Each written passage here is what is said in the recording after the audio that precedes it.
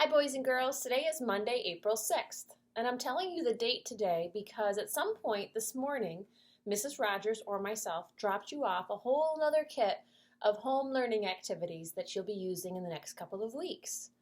Now, I also want to tell you that I probably didn't see you because I just quickly snuck them on your porch and got back in my car so that I could practice safe distancing and keeping myself and yourself healthy during this COVID-19 situation that we're in.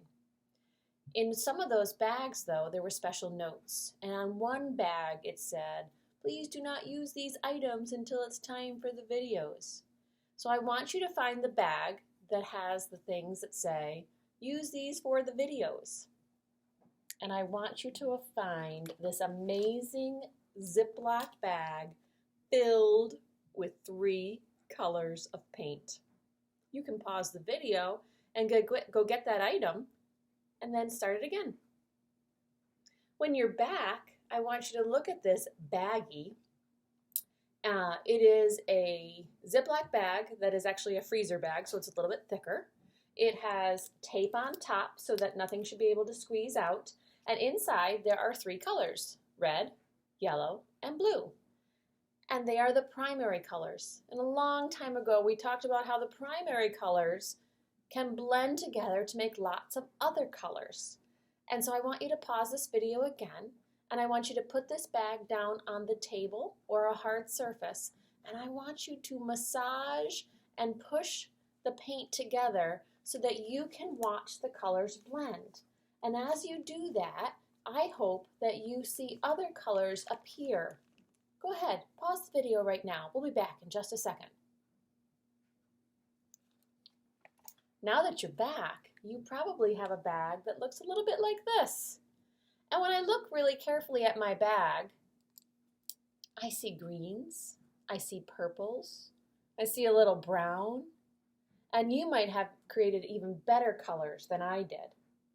Well, we're going to use this sensory paint bag a few times.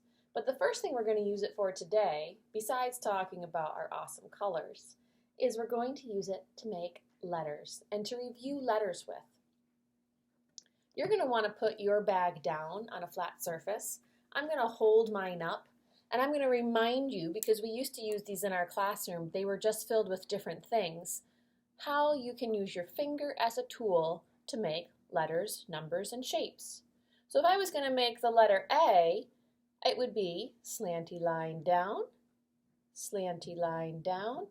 and little line across. And if you look, you can see it in your bag. Now, the way to get it to go away is just to smush your bag and move the paint all over the place. I will remind you that if you push too hard, there is a chance some paint could come out, and so you're supposed to use your gentle touch on this, not a firm touch. So we're going to be using this sensory bag today to review a couple of letters. And the first letter we're going to review is this one. So the way this is going to work is I'm going to hold up a card. I'm going to be quiet for a few seconds. You're going to say the letter out loud, and then I'm going to tell you the letter that it is, and you're going to see if you got it right or not. If you said A, you are right. This is the capital A, and if I turn my card over, that's the little or lowercase a. We're going to start making the capital A on our bags right now, just like we did for our example. And we're going to go slanty line down, making sure we're starting at the top. Go back to the tippy top where the line started and do slanty line down again, like you're going to make a triangle, and then go straight line or horizontal line across, and you've just made a capital A. A for amazing Amelia, A for artistic Annie, A for apple, and A also for ape, which is a type of monkey. I'm going to erase my bag. You do the same thing. I'm going to smush that paint and those colors all around. And now I'm going to show you another card. And you're going to tell me what you think the letter is. Ready? Here we go.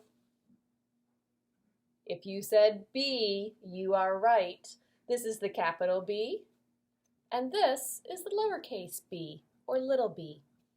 B is for beautiful Brooklyn, and it's also for baby and ball. To make a capital B, we need straight lines and curvy lines. So it's straight line down, little curve around, little curve around. And you can't see the top of my B all that well in my paint, so I'm going to trace it again just so you can see it a little bit better. And I want you now to make a capital B. When you're done with that, erase it. And let's try another letter. And if I'm ever going too fast, just pause the video. And then you can go on to the next letter once you're done making your letter A or B or whatever it is. Another letter we've talked about is this letter. Ready? If you said C, you are right. This is the capital C, and this is the lowercase c. Exactly the same shape, just a little different size. And a C, as my friends Calvin and Colton and Silas will say, it's just a big curve. Just a big curve. So C is for creative Calvin, curious Colton, and silly Silas, because we learned that C can make the k sound, like a hard C, but it can also make the soft C, like S, like in circle, or in the name Silas. There's the capital C. Erase your bag for me. Let's try again. We're going to do 3 more letters, and then I'm going to pause and end the video, and you can keep practicing and playing as much as you want after that. The next letter is this letter. If you said D, you are right. D. And there's a lowercase d. There's the capital D. D can be for duck, daughter, and donut. And what I love about a D is that it's made up of a straight line down, like we did for our B, and a big belly around, or a big curve. So we've got a straight line and a curvy line, and there is our capital D.